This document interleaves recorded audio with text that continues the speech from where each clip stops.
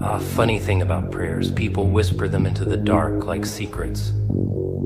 Begging, bargaining, promising things they'll never keep.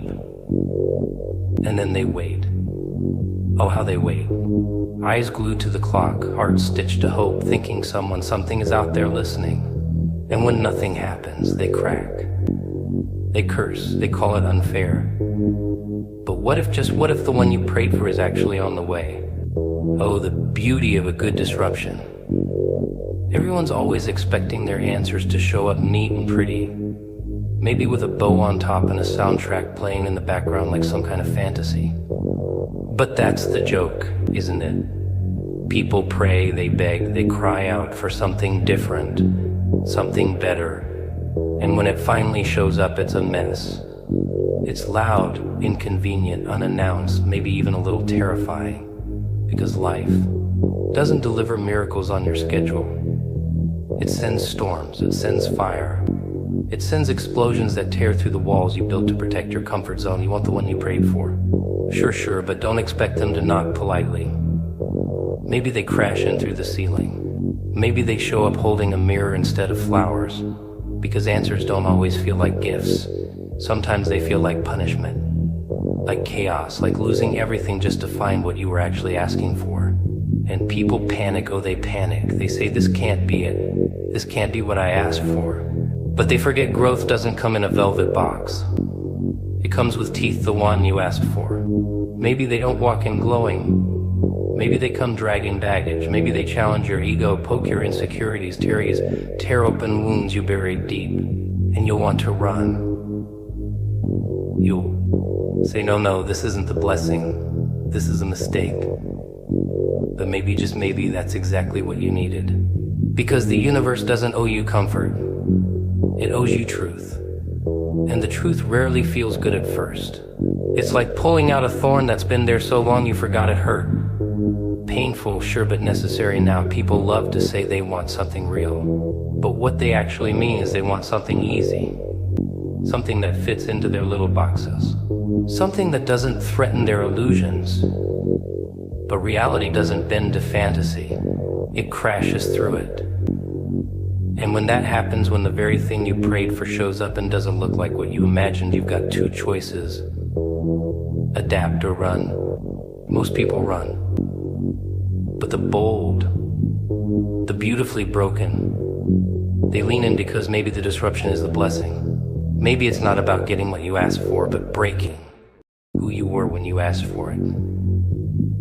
Maybe it's about shaking you awake, ripping off the mask, smashing the fragile little world you built to avoid pain. Maybe it's about chaos tearing you open so love has somewhere real to land. You can't build anything lasting on lies, not even love. So the disruption doesn't destroy you, it just destroys the version of you that was never ready to receive. But, the ego fights. The pride kicks and screams, why this, why now, why like this? And the silence just laughs. Because somewhere deep inside, you know this is exactly what you asked for. Just not the way you wanted it. You thought you'd be rescued. Turns out you were meant to be rewritten. You thought someone would come and complete you. Instead, they came to confront every broken part of you still pretending to be whole. And if you're lucky, if you don't run, if you stand in the storm instead of begging for shelter, something strange happens. You start to see it. The answer in the wreckage. The beauty in the disruption. The message hidden inside the madness. Because nothing forces you to grow like being handed the thing you said you were ready for and realizing you're not. Yet here it is anyway, unapologetic, unfiltered, uninvited, and entirely necessary, so don't be fooled by the packaging.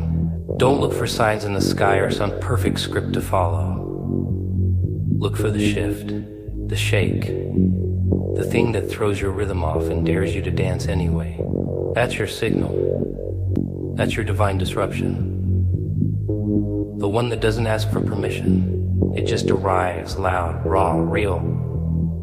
And the ones who are truly ready, they don't run.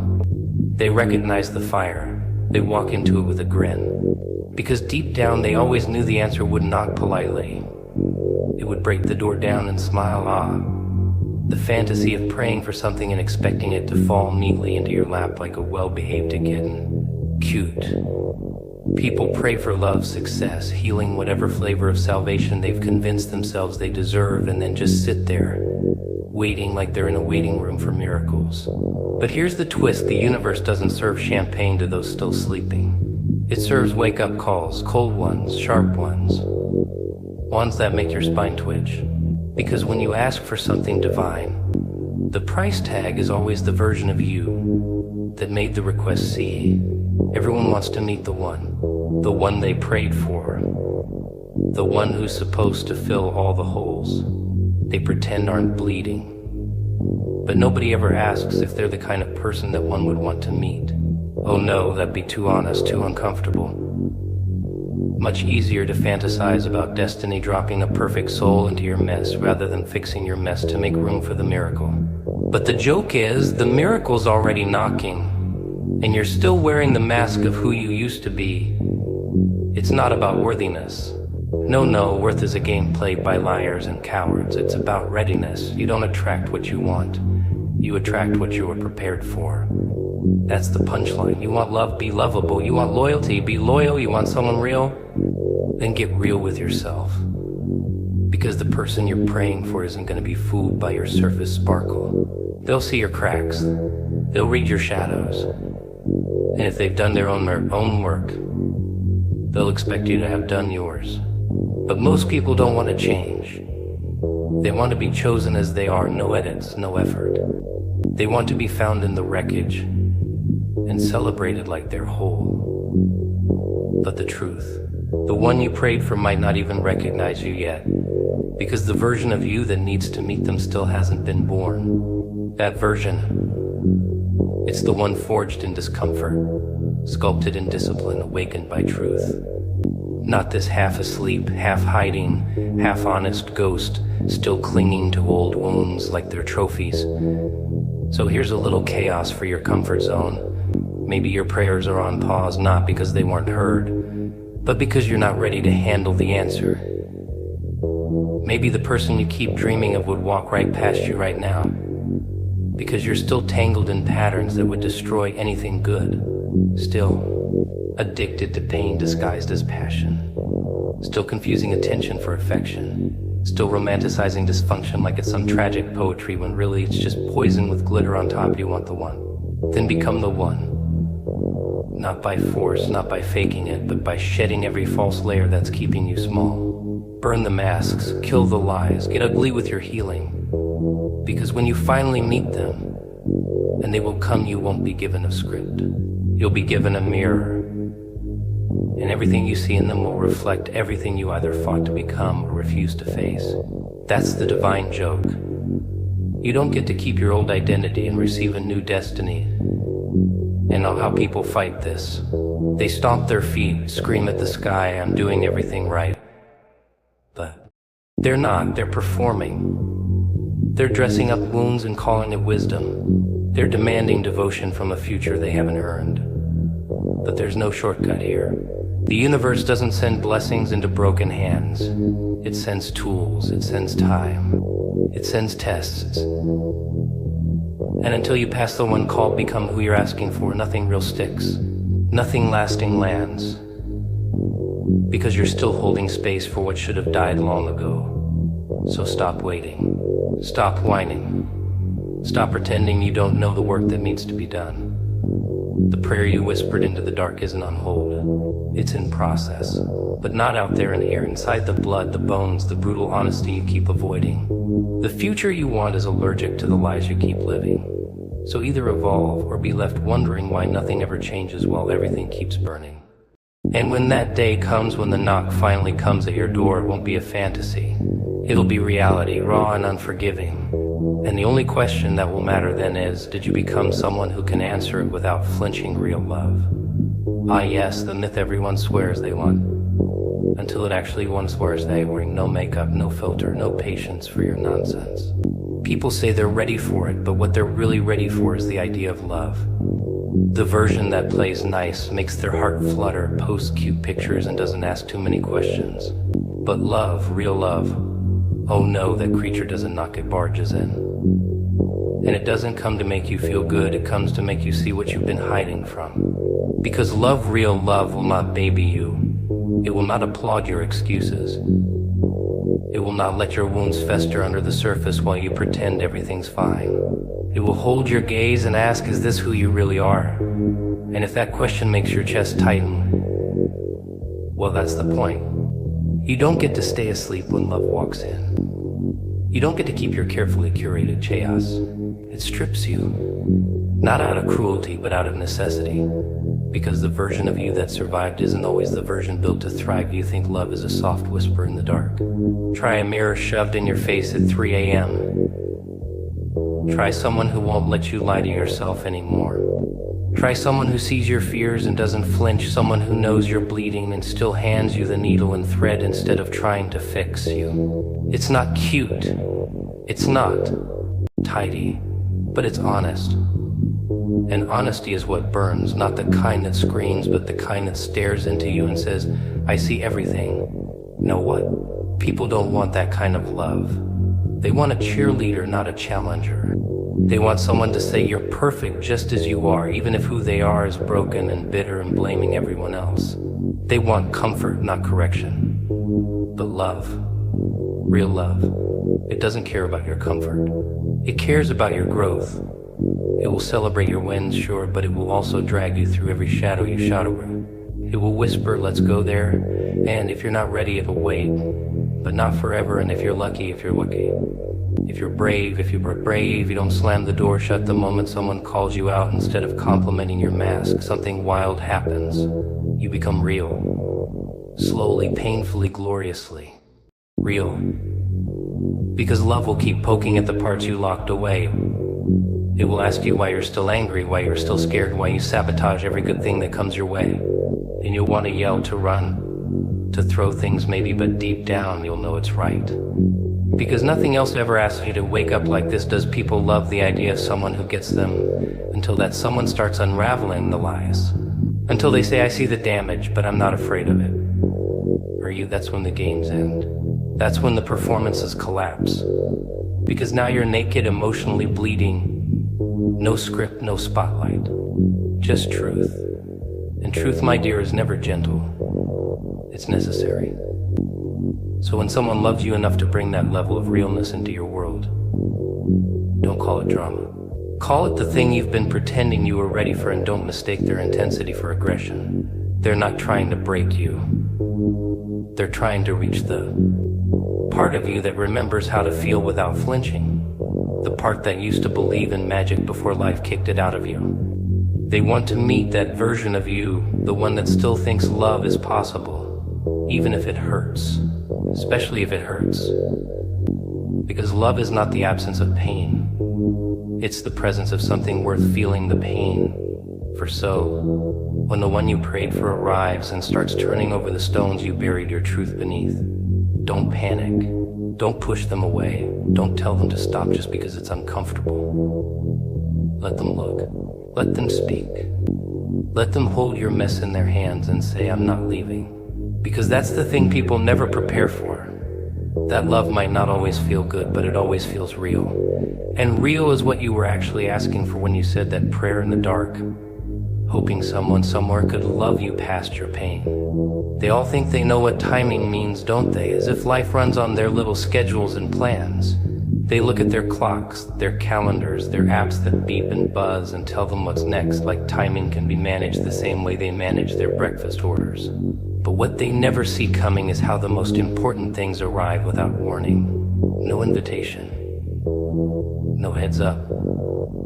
Just bam, everything shifts. And suddenly you're not the one pulling the strings. Suddenly you're the puppet, and something else has grabbed the control C. Everyone says right time, right person, like it's a formula. Like love, fate, destiny, all those fancy words are obedient little pets that come when called. But they're not. They're wild, unpredictable beasts that stalk you quietly, and when they finally pounce, you either let them devour what doesn't serve you anymore, or you run screaming and blame the timing. You weren't ready, you say. You needed more time, you say. But the truth is you wanted control. And life doesn't make deals with control freaks. It only dances with the ones who let go. You prayed for someone. You whispered into your pillow at night, "Send me the one." But you forgot to mention when, didn't you? You just assumed it happened when your hair looked good, when your trauma was nicely folded and hidden in the closets, when your world was stable enough to welcome a guest.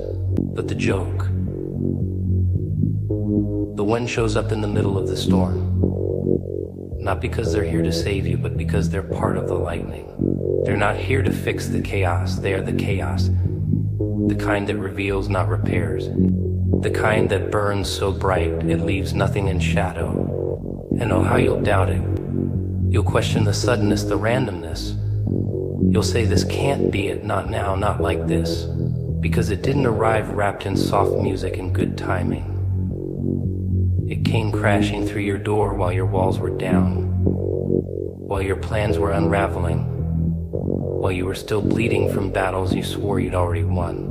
But that's when the real ones come, when you're raw, when you're cracked open, when all the masks you wore to protect yourself have finally shattered into something honest. Timing isn't about comfort.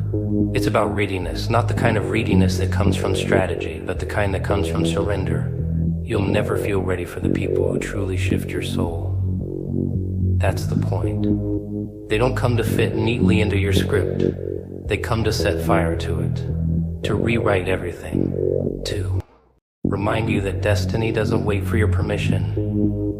It only checks if your heart's still beating. So when they show up out of the blue, out of nowhere, out of the wreckage you called your life, you'll think it's a distraction, or worse, a mistake.